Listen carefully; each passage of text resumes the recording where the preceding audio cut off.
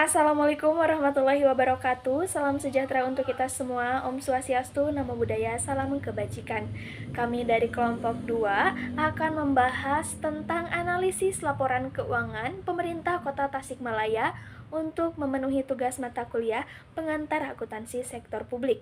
Untuk kelompoknya sendiri terdiri dari saya, Selvi Hermawati, kemudian ada Seni, Zihan, Sarah, dan Elsa. Untuk pemaparannya akan disampaikan oleh rekan-rekan saya. Baik, yang pertama yaitu ada pendahuluan Kota Tasikmalaya sebagai salah satu daerah otonom di Provinsi Jawa Barat yang memiliki peran strategis dalam pengembangan ekonomi regional. Di sektor publik, Kota Tasik ini mencakup berbagai instansi pemerintah yang bertanggung jawab atas penyediaan layanan publik, infrastruktur, dan pengelolaan sumber daya daerah. Kondisi keuangan umum Kota Tasikmalaya dipengaruhi oleh pendapatan daerah yang berasal dari pajak, retribusi, dan dana alokasi umum dari pemerintah pusat. Meskipun mengalami pertumbuhan, tantangan dalam pengelolaan anggaran seringkali muncul, termasuk dalam hal pengendalian belanja dan pemanfaatan sumber daya yang efisien. Baik, selanjutnya yaitu analisis kesesuaian dengan kerangka konseptual PSAP. Yang pertama ada kesesuaian komponen laporan realisasi anggaran. Laporan realisasi anggaran Kota Tasikmalaya tahun 2023 telah sesuai dengan peraturan pemerintah nomor 71 tahun 2010 tentang standar akuntansi pemerintahan. Laporan realisasi anggaran ini terdapat yang pertama ada pendapatan laporan realisasi anggaran. Dalam laporan realisasi anggaran pendapatan dan belanja daerah Kota Tasikmalaya pada tahun 2023, Bendahara Daerah Kota Tasikmalaya menerima pendapatan daerah dengan anggaran sebesar Rp1.345.351.748 dan realisasi sebesar Rp1.698.743.134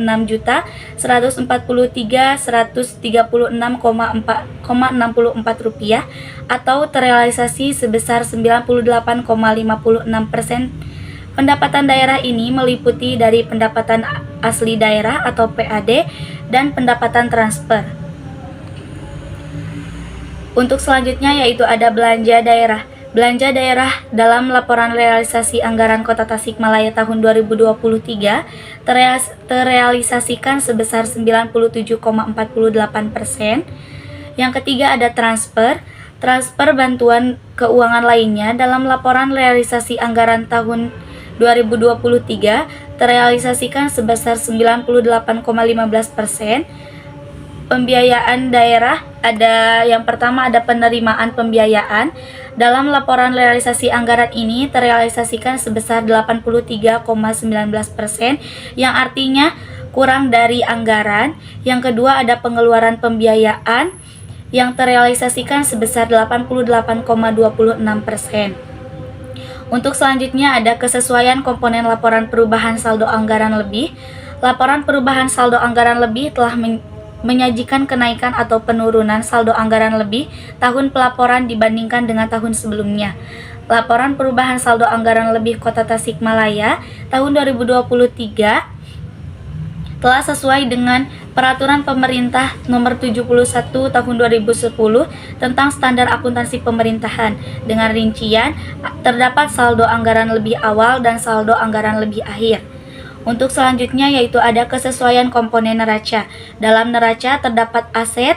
Dalam penyajian neraca Kota Tasikmalaya per 31 Desember 2023 adalah sebesar Rp4.048.397.794.308. Aset dapat berupa aset lancar, investasi jangka panjang, aset tetap, dana cadangan, dan aset lainnya. Yang kedua ada kewajiban. Dalam penyajian neraca terdapat kewajiban jangka pendek per 31 Desember 2023 sebesar Rp96.637.511 dan kewajiban jangka panjang per 31 Desember 2023 sebesar Rp0. Untuk selanjutnya yaitu ada kesesuaian komponen laporan operasional yang terdiri dari pendapatan laporan operasional. Dalam laporan dalam laporan operasional Kota Tasikmalaya untuk periode yang berakhir sampai dengan 31 Desember 2023 adalah sebesar 1.719.979.142,22 rupiah. Yang kedua ada beban laporan operasional yang berakhir sampai dengan 31 Desember 2023 sebesar 1.719.529.228,60 rupiah. Yang ketiga ada surplus dari kegiatan non operasional lainnya. Untuk periode yang berakhir sampai dengan 31 Desember 2023 adalah sebesar 2.437.837.518 rupiah. Yang selanjutnya ada defisit dari kegiatan non operasional yang sebesar 7.873.680.180,90 rupiah. Yang selanjutnya ada kesesuaian komponen laporan arus kas yang terdiri dari arus kas bersih dari aktivitas operasi. Yang kedua ada arus kas bersih dari aktivitas investasi. Yang ketiga ada arus kas dari aktivitas pendanaan. Yang keempat ada arus kas dari aktivitas transitoris. Yang kelima ada kenaikan atau penurunan bersih kas selama periode. Yang keenam ada saldo awal kas. Dan yang terakhir ada saldo akhir kas. Untuk selanjutnya ada kesesuaian komponen laporan perubahan ekuitas. Dalam laporan perubahan ekuitas menyajikan informasi kenaikan atau penurunan ekuitas tahun pelaporan dibandingkan dengan tahun sebelumnya. Laporan perubahan ekuitas Kota Tasikmalaya pada tahun 2023 telah sesuai dengan Peraturan Pemerintah Nomor 71 Tahun 2010 tentang Standar Akuntansi Pemerintahan. Dalam penyajian laporan ini terdapat rincian berupa ekuitas awal dan ekuitas akhir. Baik, selanjutnya penggunaan basis akrual untuk pengakuan aset, kewajiban, pendapatan, serta beban. Nah, apakah itu basis akrual? Basis akrual merupakan sistem yang mengakui dan mencatat transaksi pada saat terjadi atau pada saat akuisisi. Nah, sebagaimana analisis kami terhadap laporan keuangan Kota Tasikmalaya, Pemerintah Kota Tasikmalaya ini sesuai dengan Peraturan Pemerintah Nomor 71 Tahun 2010 tentang Standar Akuntansi Pemerintahan. Dalam penyusunan laporan keuangannya ini menggunakan basis akrual, di mana dalam pengakunannya aset, kewajiban, pendapatan, serta beban itu ditulis dengan menggunakan metode basis akrual. Nah, selanjutnya informasi yang disajikan dalam laporan keuangan.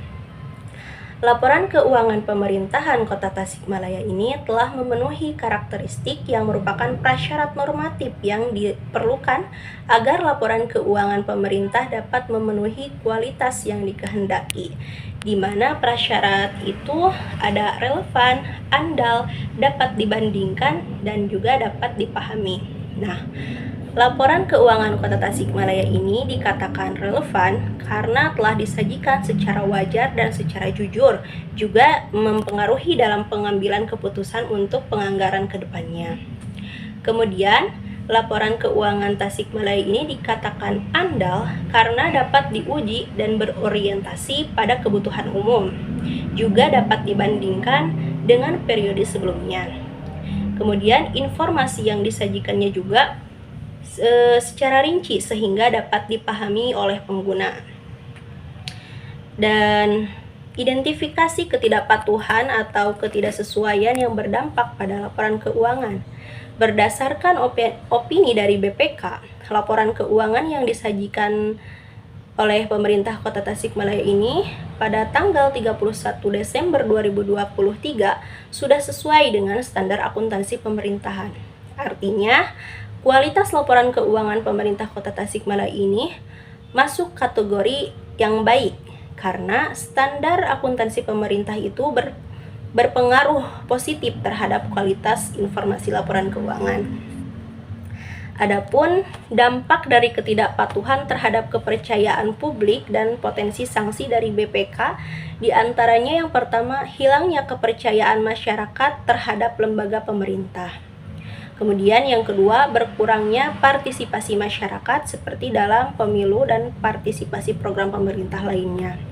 Yang ketiga, pembangunan yang terhenti karena masyarakat tidak percaya akan manfaat dari proyek yang diusulkan oleh pemerintah. Dan yang terakhir, meningkatnya ketidakpuasan sosial seperti menimbulkan protes dan konflik sosial. Adapun saran dari perbaikan untuk mencegah ketidakpatuhan di masa mendatang itu, yang pertama melalui pendidikan dan pelatihan, yang kedua melalui partisipasi karyawan, dan yang terakhir melalui komunikasi yang jelas. Selanjutnya yaitu deteksi potensi PRAUD pada laporan keuangan Kota Tasikmalaya. Nah, PRAUD sendiri itu merupakan penipuan yang disengaja untuk memperoleh keuntungan tidak sah melalui pengelabuan, manipulasi informasi, atau penyalahgunaan wewenang yang dapat terjadi dalam berbagai konteks, mulai dari individu hingga organisasi besar seperti pemerintah daerah atau perusahaan. Nah, dalam laporan keuangan Kota Tasikmalaya pada tahun 2023, pemerintah Kota Tasikmalaya telah mengelola laporan keuangan dengan baik dan sesuai dengan standar akuntansi pemerintah yang berlaku. Akan tetapi, terdapat ketidaksesuaian dalam pencatatan saldo kas. Hal ini membuat realisasi anggaran tidak sesuai dengan alokasi yang telah ditentukan. Kemudian, evaluasi pengelolaan keuangan. Laporan keuangan pemerintahan Kota Tasikmalaya telah memenuhi karakteristik yang merupakan prasyarat normatif yang diperlukan agar laporan keuangan pemerintah dapat memenuhi kualitas yang dikehendaki.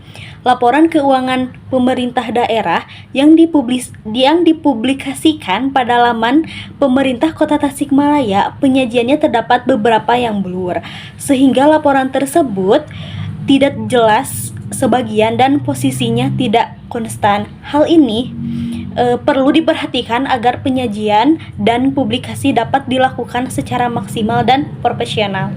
Baik, selanjutnya dari hasil pemaparan materi yang telah dipaparkan dapat kita simpulkan bahwa laporan keuangan Kota Tasikmalaya telah sesuai dengan peraturan pemerintah nomor 71 tahun 2010 tentang standar akuntansi pemerintah.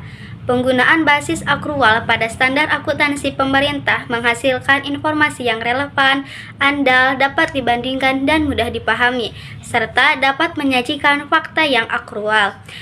Pemerintah Kota Tasikmalaya telah menunjukkan bahwa pengelolaan keuangan daerah telah menjalankan pengelolaannya dengan baik serta transparansi dalam keuangannya. Adapun rekomendasi yaitu dalam laporan keuangan pemerintah daerah atau LKPD yang dipublikasikan harus jelas agar penyajian dapat dipahami dan dengan baik serta transparan dalam keuangan terurai dengan jelas.